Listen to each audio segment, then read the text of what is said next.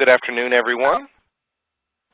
Thanks for joining us for the Taking Action, Assisting Victims of Identity Theft webinar, sponsored by the National Center for Victims of Crime, the FINRA Investor Education Foundation, and the National Identity Theft Victims Assistance Network. My name is Josh Bales. I'm a program manager at the National Center for Victims of Crime, and I'm glad you've joined us today. If you have any technical questions or issues, you can feel free to submit them in the chat window or in the Q&A window, and our excellent technical expert, Sam Webster, will address those for you there. The National Center for Victims of Crime, in partnership with the FINRA Investor Education Foundation, produced a guide called Taking Action, an Advocate's Guide to Assisting Victims of Financial Fraud. You can get your copy at victimsofcrime.org/financial-fraud, and I'll put that web address up in the chat window.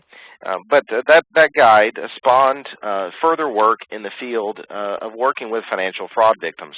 And one of the biggest areas of financial fraud and financial crimes that we wanted to address is identity theft. And so today we want to address how to assist victims of identity theft, put out some best practices for what that might look like, and share with you some stories from the field. And so presenting today for us is Mary O'Brien. Mary O'Brien is the Project Director for the National Identity Theft Victims Assistance Network. NITVAN is supported by the Office of Victims of Crime at the U.S. Department of Justice, and the network consists of 10 coalitions across the country working to improve conditions for victims of identity theft. Additionally, we were going to have a presenter, Hazel Heckers. She is with us in the chat window, but is not feeling well today and unable to join us through voice, but she may well address some of your questions that you ask, and is available via chat as I understand it. Hazel is a victim advocate at the Colorado Bureau of Investigation in the Identity Theft Fraud Investigation Unit. She is an outstanding resource, and I know is happy to assist folks who need help assisting victims of identity theft. But I'm not going to talk any further because you're not here to hear me. You're here to hear Mary. So, Mary, take it away. Hi, everyone. Thanks, Josh. So we're going to cover 3 sections today. And first, we'll focus on the impact of identity theft and also the prevalence and the scope of the problem.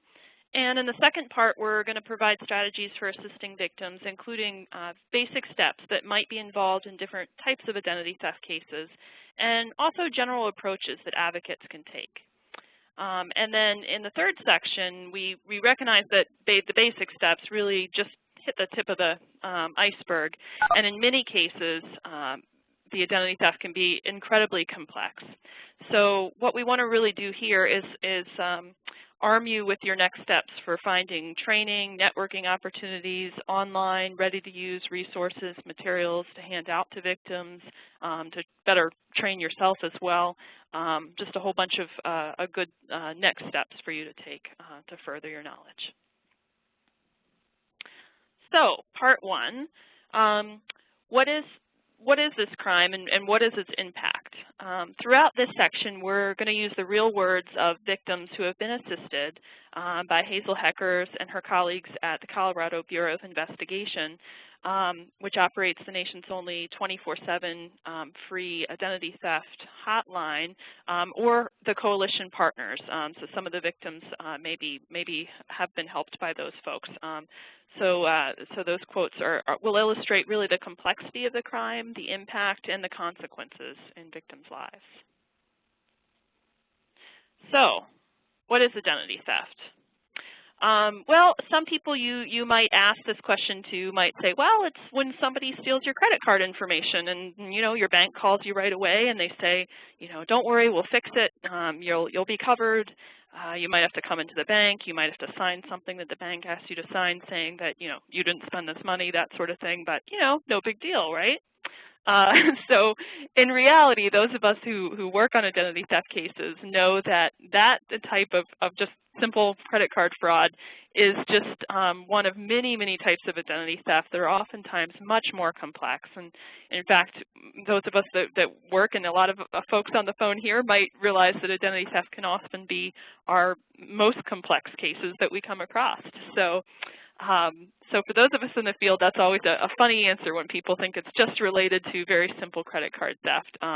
We realize that it really isn't. It can encompass so many different types. For instance, criminal identity theft, which refers to when somebody uses a victim's name and information during an investigation with law enforcement, just the issuance of a ticket at a traffic stop, or even during an arrest. In some cases, using the victim's name throughout the entire criminal justice process, even towards to the end, that has occurred, creating records in the person's name, and very, very complicated cases there. And then, domestic violence or stalking-related identity theft. Now, this can be a surprisingly common form for those of you that work with domestic violence cases. Might call this other things rather than identity theft, financial abuse, or other terms for it, but in these cases, it's unique in that the perpetrator, might not be motivated by financial gain at all. Unlike some of the other types of identity theft, gaining goods or financial, benefit really might not be the motivation. And that makes recovery especially difficult for these victims. So, if you think about it, in these cases, the criminal might wish to take away the victim's access to resources that they need to escape the situation. So, ruining their credit so they can't, get a rental house, or things like that. So those can have very complex and interesting ramifications in those cases. And then we look at, for instance, tax identity theft, an issue that, related to governmental processes that we're talking about here. That is an issue that's really spreading. Like many types of identity theft, it has very high rewards for the criminal and very low penalties, unfortunately, compared to some types of crime. So like many types of identity theft, there's a lot of organized groups and sort of very specialized criminals that get into these certain fields and take it up as a specialty for themselves, unfortunately. And that can be true in tax identity theft, where somebody might file a return and then you go to file yours and whoops, you've already, the IRS tells you somebody's already gotten your refund and months before, or that sort of thing. And in fact, in recognition of the fact that this is really a growing problem, the FTC is holding the first annual observance of Tax Identity Theft Awareness Week in January, and there'll be tons of events coming up for that across the country to really bring awareness to that problem, as well as a national webinar on that. So I'll tell you how to kind of look for that information later and find out, get on board with those webinars later, but some interesting stuff there.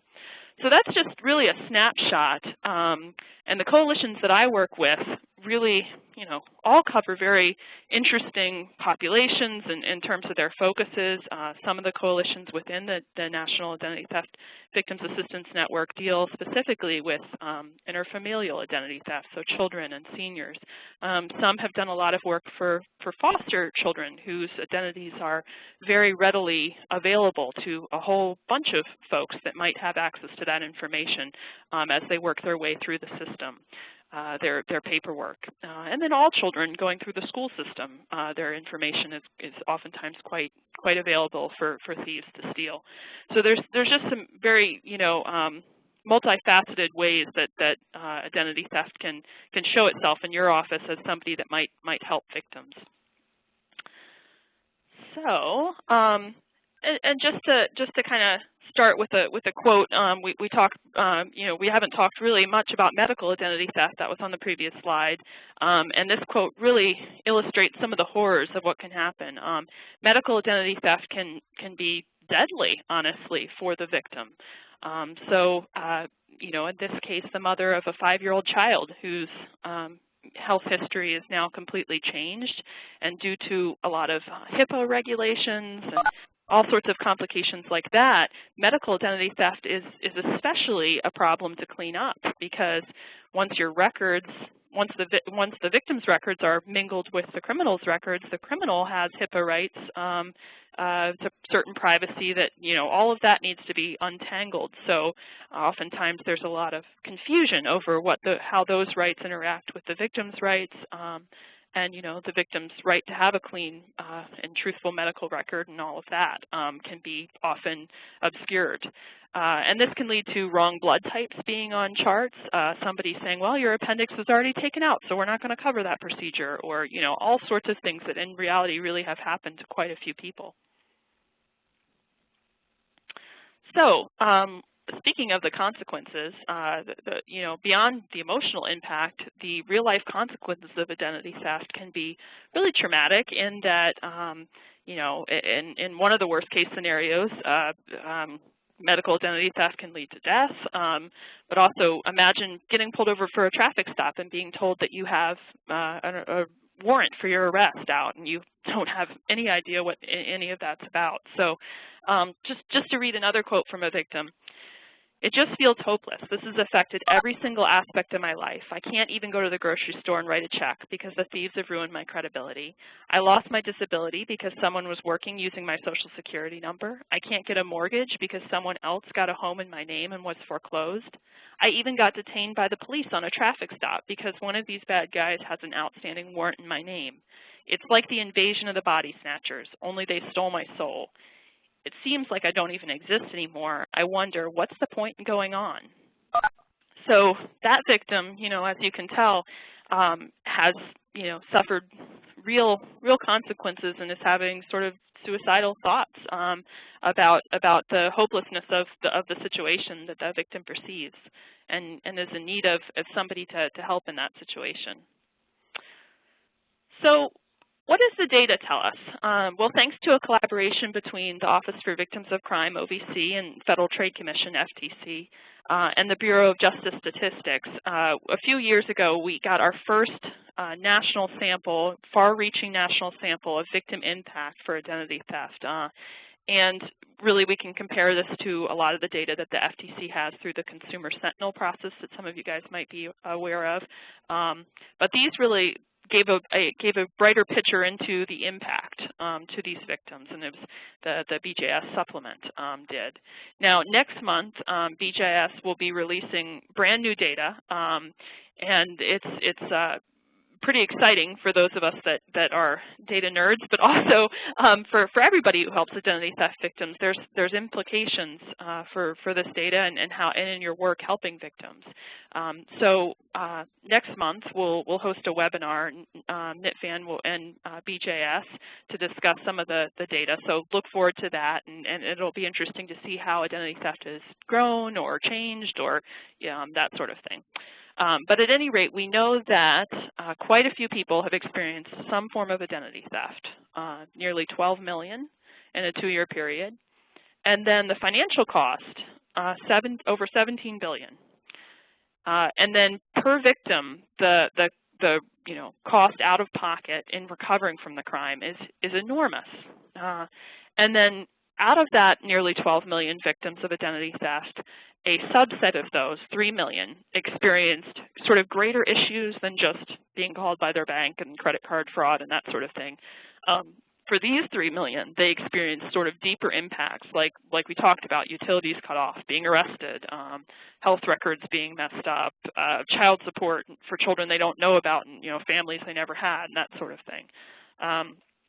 So the data shows us that there's quite a few people, 3 million, that are experiencing quite a large impact here. And then in terms of emotional distress, over half of the victims reported that they felt moderate to severe distress from the identity theft. So that's quite a lot. That angry, vulnerable, sort of violated, depressed, in some cases suicidal. And then out of that 53%, a subset of them, let me show this chart, felt that it was severely distressing. So they compared this then to violent crimes like simple assault, aggravated assault, etc. So compared to violent crimes, you can see on this chart, 29% of victims of violent crime found the incident to be severely distressing, and 20% of victims of identity theft found their experience severely distressing. So those numbers are unfortunately, very close together. It's another quote from a gentleman who is actually now on the no-fly list and can't figure out how to get off of it, and has been turned down for jobs. So his, actual economic impact in his life is quite large as well. The person that's using his identity is making terrorist threats against the president, which of course is taken very seriously. So the fear there is quite high. So like any type of crime, there's a response, a trauma response, and in this crime, the response is exacerbated by the very personal, intrusive nature of the crime. Somebody out there has my information. In some cases, I might not even know who they are. I don't have any of their information. They have everything of mine. They might know where I live, know all sorts of details about me. And then also the repeated victimization of the crime over the course of one's life. So once once the genie's out of the bottle, it's not coming back in. So, even times when people are assigned new Social Security numbers in those rare instances, oftentimes that can create a whole host of problems for the victim, including not being able to get a bank account because certain Social Security numbers, just a whole bunch of problems that I could kind of get way into, but there's no easy fix for anybody. So once that information's out there, the fear and very real reality of the possibility of re-victimization constantly puts you in a state of mind that can be really troubling. One quote from one victim, because I have been a victim of identity theft, I am always very nervous about putting my personal information out there, even for potential employers. I don't really trust anyone in any aspect of my life. I don't trust banks, the government, the internet. I don't even trust people I've known for some time. I'm not sure that I even always trust my partner and family. The fear that is integral to my life, it will stay with me for the rest of my life. And that's not an atypical response. I've known victims who, especially in cases of identity theft in their families, they're questioning who in their families might have perpetrated this, and maybe they don't know for years and years. And so this can be a very personal, in the family, it can really hit people hard, especially there. So there's no justice for me can be, the thought process. Victims often, because the arrest rate might be very low, there's so much of the crime, even in cases of what we might call simple identity theft, the person might feel very violated and their information very much out there, and the person might be benefiting from that financially, and so somebody might have never have the hope that the person is going to be arrested or face any consequences. Some of you might have seen Real Case, but it was made into a Lifetime movie where the criminal was finally arrested for the identity theft, and the person was very relieved. But somehow the folks that were processing the arrest the criminal was able to confuse them and gave the victim's name at processing for the crime. And then the criminal actually served jail time under the victim's name, creating a further criminal record for that victim, and was even released under that victim's name. So in a lot of cases, this, the sense of no justice really is pretty deep. And here's another quote here. It took weeks of my time and energy to try to correct this. It has affected my professional life, my family and friends. Even my dog suffered because I was too busy or frantic to play with him or go for walks. Somebody should pay for this, but no one seems to know who did this to me. So that's how it is for me. I'm just stuck trying to figure out how to live with this, how to completely change my life to prevent it from happening again, how to repair my relationships. And I don't even get the satisfaction of knowing the person who did this is behind bars. He's probably sitting on a beach somewhere having a drink on me or some other unsuspecting victim. So with all of that, that's sort of a downer. How can we be part of the solution How can we as professionals who interact in some way with victims be part of a caring, responsive response to victims? How can we prevent the system from re-victimizing them? There's a lot we can do. And the first step is really to educate yourself on the basics, which is what you're doing today, and then talk about how to, we'll talk about how to take your training further and how to really get in-depth knowledge on different types of identity theft and cleaning up for those types. So, identity theft is an umbrella term for many types of crimes, from the medical identity theft that we talked about, interfamilial, criminal, et cetera, and each of them are bringing their own dynamics, and each of them are calling for different sort of practical solutions to each type. So I could spend a whole day training on each type, and I have before. So really what I want to do here is just provide you with a foundation and point you in the direction to develop the skills that you'll need. So just to start out with, advocacy skills.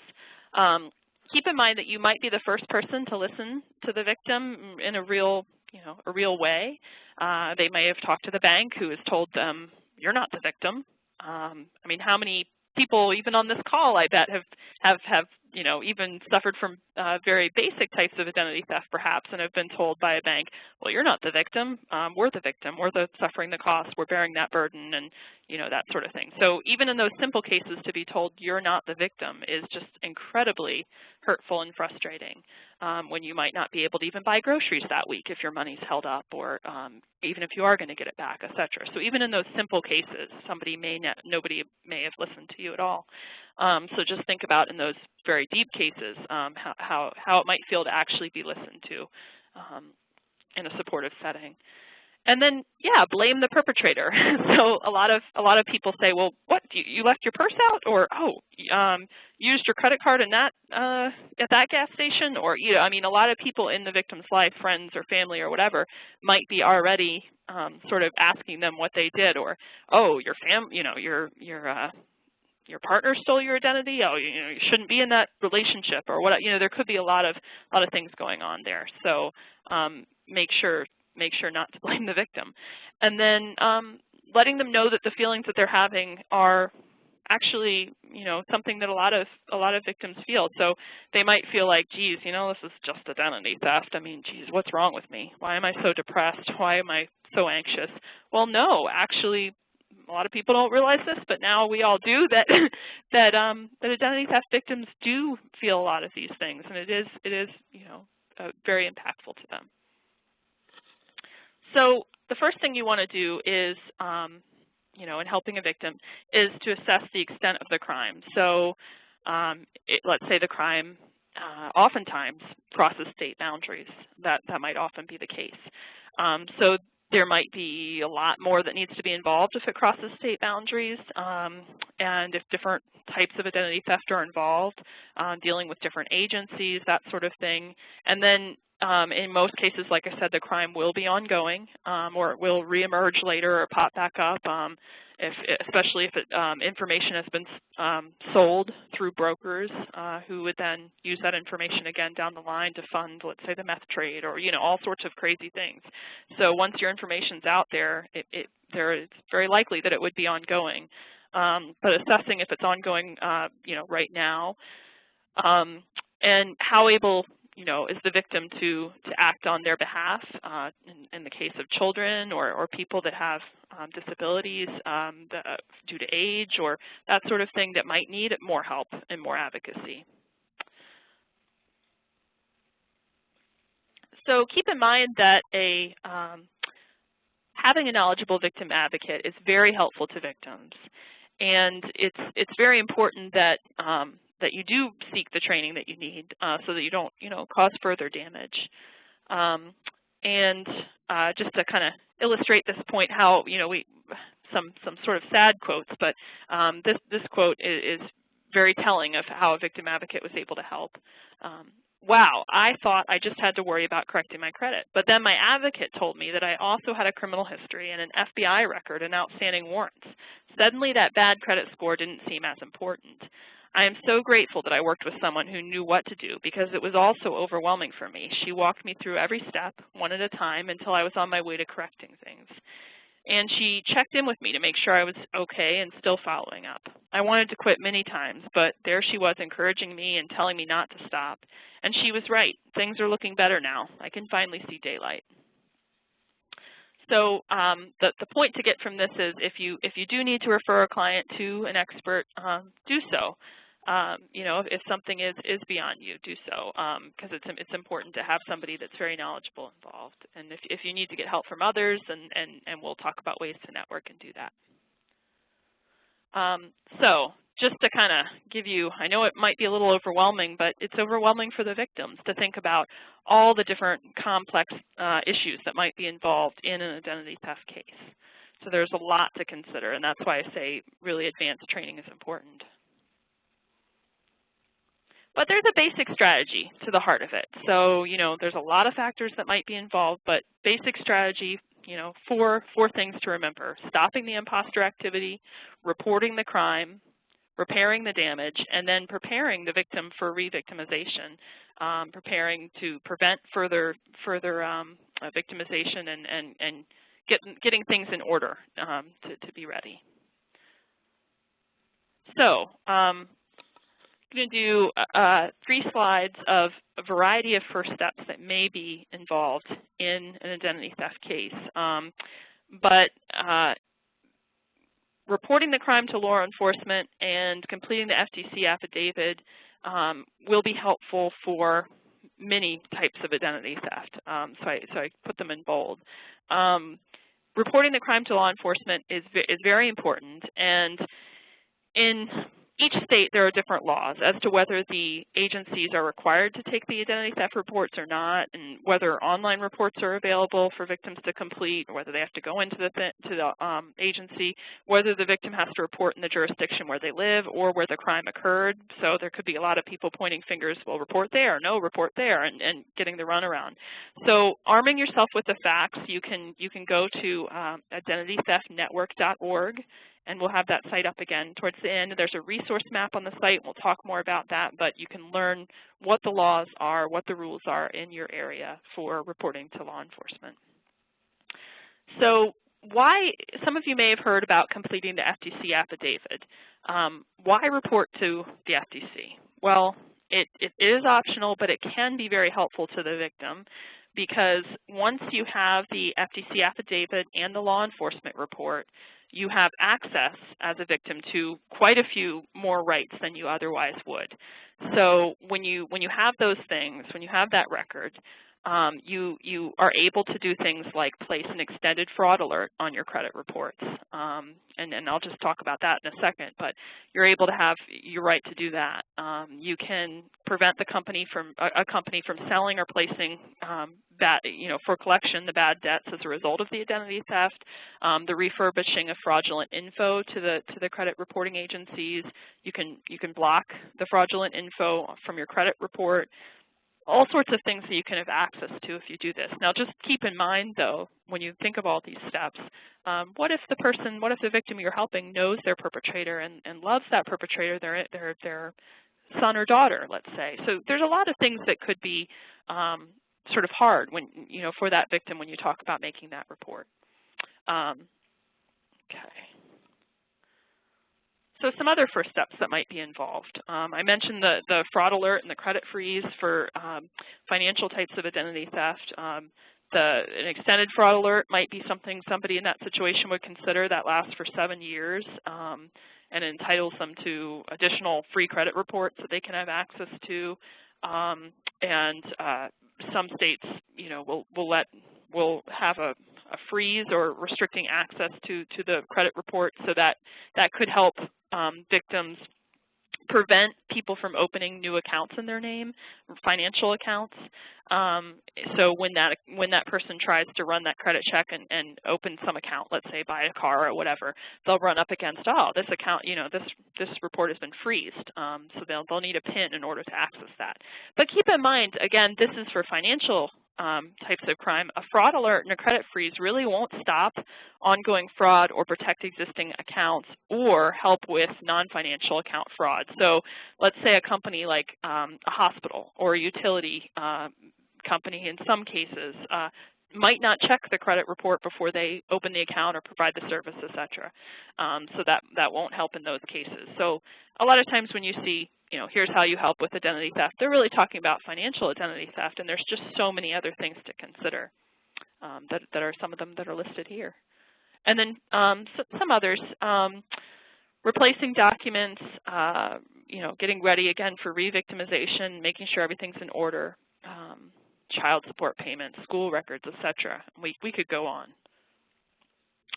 But to not get overwhelmed, really just refocusing on the basic strategies of stopping the fraud, reporting, and sort of stopping the bleeding, preventing re-victimization. So tips for victim advocates: keeping all copies of all paperwork in a secure, easily accessible location, encouraging the victim to ask questions and get clarification from you, encouraging them to be able to do that, and for them to keep a lot of notes. Again, documentation is really key.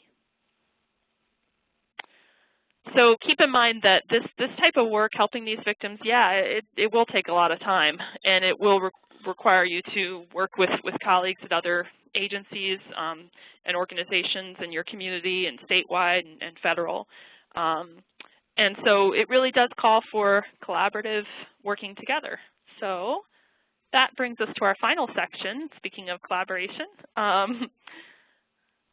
So we're going to talk about resources to collaborate, to get yourself further trained, and a lot of good online materials that you can use right now.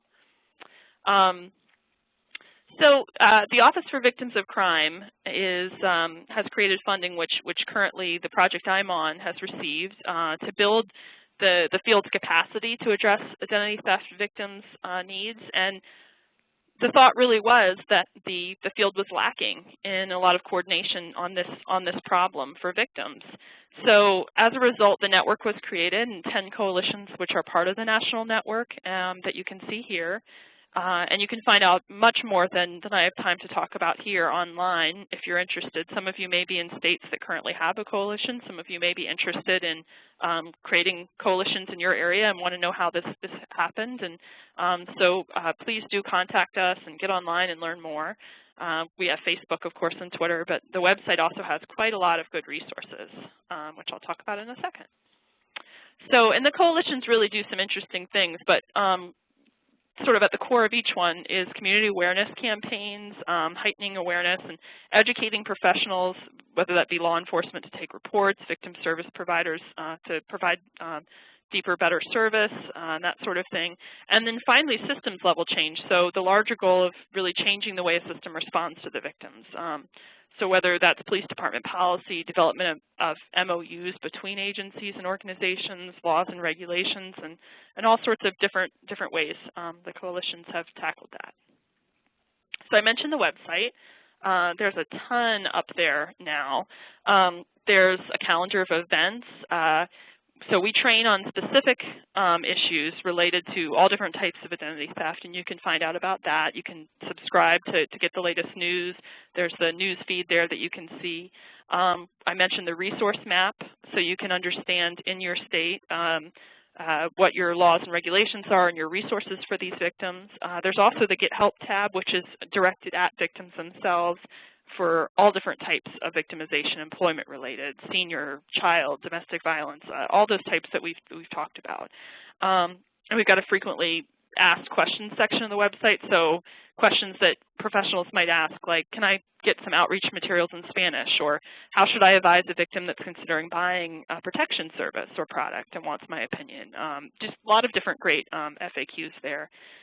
And then we also have a toolkit, which I'll talk about, that can help you. And let me move to this. So I mentioned the specific, topic-specific resources. We've done quite a few trainings. Here's a few of them here in our calendar. Medical identity theft. For instance, this year there was between last year's Hurricane Sandy and this year a lot of wildfires and flooding and tornadoes and a lot of issues this year. We did a disaster-related identity theft victimization and had some really great people speak that had worked in Hurricane Katrina, as well as some of the current situations that I mentioned. When we did the medical identity theft training, we brought Pam Dixon, who coined the term medical identity theft. So some really great speakers on these more in-depth topics. And then I mentioned the toolkit, a lot of ready-to-go brochures that the coalitions across the 10 states have developed, sample MOU forms, sample invitation forms, training slides that come around, with speaker notes as well attached to them. For instance, we have a whole curriculum for law enforcement officers that Hazel and her colleagues in Colorado have developed. We have a curriculum for mental health providers to train them on identity theft. So just really, really great materials that you're free to take and rebrand and use. And then I mentioned the map. So you can click on every state and the territories too, and you can get victim resources, so numbers of agencies that are helping these victims in every state and every territory, as well as information on whether your state has a mandatory police report law, whether your state has a ID theft passport law, whether restitution, in the definition identity theft is included, and then also related laws as well. Also, part of what we've done through NITVAN is work on the automated letter writing assistance. So this is what you're seeing here, this little avatar who can walk a victim through writing a letter to a creditor to dispute a bill that was, as a result of identity theft, etc. And the letters that are spit out after this look like they mirror the letters that the FTC suggests people use. So they use the FTC's template in creating these. We've worked with statewide legal websites, and you can find links to each one on the resource map that I mentioned, as well as a complete list of whether, so you can see whether or not your state at a glance includes these forms and encourage them to do so. But we have them now in 30 states and Micronesia, and also a veterans page and a Native American net as well. So, okay, enough about what I'm doing. There's a lot of other people that have really great resources. Of course, our hosts today who have their entire chapter on identity theft in the Taking Action Guide, which is amazing. It just is very clear, very straightforward, easy to follow for advocates in your programs or related professionals that you know. So you can recommend this. It's free, and everybody should definitely get a copy. And then if you're interested in a very intensive training, there's a online interactive training where there's role playing, etc., that the Office for Victims of Crime has done on identity theft. And it takes a whole week of your time. It takes 40 hours. It's very intensive, and it's amazing. So that's something you can also sign up for, and you can find on OVC's website. And then the Federal Trade Commission has a ton of material on their site, and most of us this is a go-to for a lot of us already. So I won't say too much on it, just the fact that they've really, their new and improved site, the look of it, the feel of it, it's very easy to use. They have, for instance, this video over here that's specifically towards professionals on how to help victims of identity theft. So not just consumer-facing material, but also material for us, for professionals. And so you can see on the side the Tax Identity Theft Awareness Week I mentioned. You can find out more about that. Free resources, and they do allow you to co-brand all of their materials. You can slap your logo on for your agency and run with it, and those are free. You can order them in bulk, so it's great, no cost to you. They also have a guide to assisting victims, which is a little bit more geared towards lawyers and that sort of thing. It's very helpful, very in-depth, has a lot of great information, and I really recommend it for everybody, actually, for going in-depth about identity theft. But first and foremost, the starting place on all different types of financial crime really is the Taking Action Guide. But then get the guide from identity theft, for identity theft specifically as well. It's great. And with that, I will turn it back over to Josh to help me look through some questions, and hopefully I can get to all of those. Sure. Thanks, Mary. Thanks so much for your presentation. We really appreciate it. While I'm waiting for folks to ask some questions, you can use the Q&A box that you see on your screen to ask any questions you have. I do want to point out two things. In your chat window, you have a chat from me to all of you about how you can download the Taking Action Guide, or you can order a free copy, and shipping is also complimentary there. You can do it through our website, which will redirect you to FINRA's website. You can see there. Also, just wanted to point out while you're asking questions that if you want more information on financial fraud advocacy, you can visit the website you already see, which is our website about financial fraud. Also, I do want to say this, Christine Kiefer is here as a participant, not able to speak, but I do want to say that the FINRA Investor Education Foundation's website, saveandinvest.org, is extremely helpful if you have any investment fraud or any investor education needs in what you do. You'll find that the saveandinvest.org is a great resource, and want to encourage you to check that out as well. So Mary, I see one question so far that is from Jennifer, and it's, what platform does the automated letter writing assistance run off of, if you have that information? Yeah, good. So if those of you have heard of the Access to Justice A2J and also Hot Docs, so the avatar you guys saw before, that is an A2J program which then sort of spits out the information that the victim puts in there into using a Hot Docs program, which is basically a form fillable program. And you can learn a lot more about this online, or I can go into more detail one-on-one too. But it's a great program, and a lot of states across the country are being supported by Law Help Interactive and Pro Bono Net to develop forms on all sorts of things, and they've been doing this for quite some time. So this is really piggybacking on a larger effort for, let's say, divorce forms. You can go online, etc. So this is just sort of using what's already established in a lot of low-income serving legal clinics across the country that are designated by their state to host these forms, using that backbone to also get out material about identity theft. And so on those statewide websites, we have sort of developed a template that some states have gone ahead and edited a little bit and that sort of thing, but with information too, just basic information about identity theft and additional links to learn more before they get to the form too, so they're placed in context. Yeah. Mary, another question. Where can folks find information about the FTC's identity theft events that are coming up? Where's a good resource and a place for them to find that information? Good question. So the FTC has now developed a tax identity theft page specifically on their site, and if you just sort of Google FTC identity theft, you'll get to FTC's main page on identity theft, and from there you'll see, so in my little graphic there, you'll see a little icon for tax identity theft on their main page there, and you click that, that'll take you right to the page.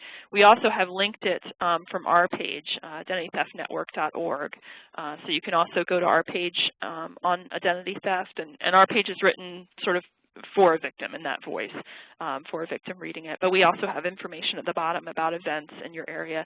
And some of the NITVAN coalitions are going to be partnering with the FTC to help host or to help get out the word about some of their local events and try to get people to be aware of those. Some of the local events will be for professionals, some will be for consumers, and it's really a great effort before tax season begins that the FTC is engaged in to help work on this program, to work on this problem before it all kind of comes to a head with tax season. So definitely find out more about that. It's unfortunately a growing problem. So.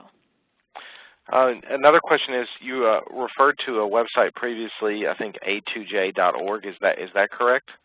Well, if you want to know more about A2J itself, probably the best bet would be to go to probono.net in general. But if you're asking the question because you really want to know how to find these forms in your state specifically, then the best thing to do, we have a whole list of, on a resource map too, if you want to click on your state on identitytheftnetwork.org. But you can also go and find a list at identitytheftnetwork.org/get help. All one word, and you can see where the forms are available in your area too, and then you'll be redirected basically right to the form in your state. So. And Mary, if people want to get a hold of you and have questions after the webinar, what's the best way for them to contact you? So you can email me. My name's spelled like Merry Christmas, so it's MERRY at mdcrimevictims.org.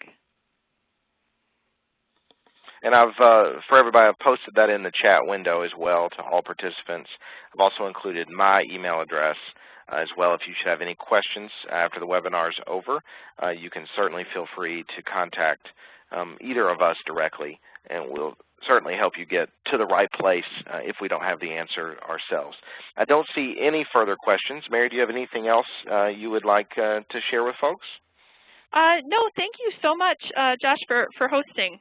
This was a lot of fun, and thanks to everybody for attending and your interest. Well, thank you, Mary, for your presentation, and to Hazel as well for the development you did on the presentation. We really do appreciate it. I want to thank everyone for joining us. I also want to thank specifically the FINRA Investor Education Foundation for being great partners in this effort and for providing funding to make this possible. Again, if you'd like information on the guide in your chat window, you have the web address victimsofcrime.org/financial-fraud, and you can find information there. Additionally, there'll be future webinars on other topics related to financial fraud, including a possibility of doing this webinar again in the future, as well as some in-person trainings that we're planning on doing around the country around the Taking Action Guide, where there'll be more information released to you that way. And certainly, if you have any questions or any interest or need more information or just have a suggestion, don't hesitate to contact us. We appreciate you taking time out of your day, and that concludes our webinar.